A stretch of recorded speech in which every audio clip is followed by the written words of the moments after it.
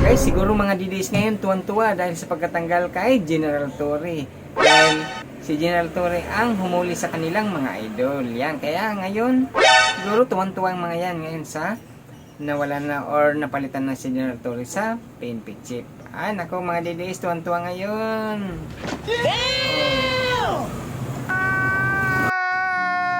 Hi guys, ito pong Gamindix Vlog. Ngayon ay August 26, 2025. Guys, malaking balita ngayon. General Torre papalitan na bilang PNP chief. Ang tanong, bakit? Ano kayang nagawa niya? Bakit siya papalitan? Siguro maraming interesado dyan sa PNP chief na posisyon.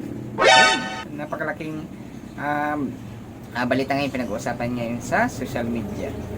Saka, kung ano ang naging kasalanan niya, bakit siya papalitan.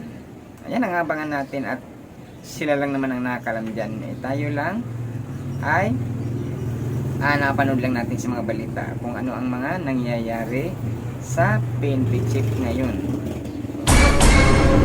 Wala pang balita kung ano ang reaksyon ng ating PNP chief, General Torre. Kaya abangan natin ang mga susunod na balita kung bakit siya tinanggal. Siguro marami ngayon sa kanyang pamamalakad or yung iba na inggit dyan sa posisyon na yan. Siyempre malaki yan, mataas siya yung posisyon, PNP chief.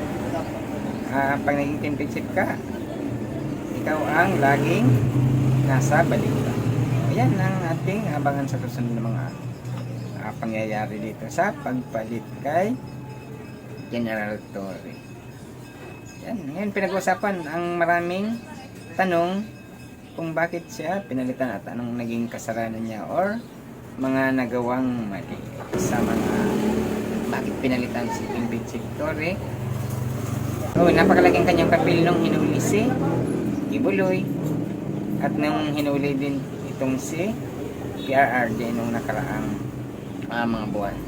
Yan ang balita ngayon na bakit siya pinalitan agad. Ilang buwan lang siya, 3 buwan lang siguro palit agad. Parang maganda din naman ang kanyang pamumuno dahil napakabilis ang mga responde ng pulis sa 5 minutes na kanyang pinatupad. Kaya siya papalitan baka dun sa pagkapanalo niya sa boxing. Tatas ng kanyang belt. Di ba? Baka doon yun ang kailan bakit siya papalitan na at makatatas na ng belt si General Torre. Diba? Hindi yan basta-basta tatanggalin na rin yan. Dahilan baka ililipat siya or baka may mission siyang mas napakataas or napakahirap na mission kaya siya ang itatalaga. Di ba?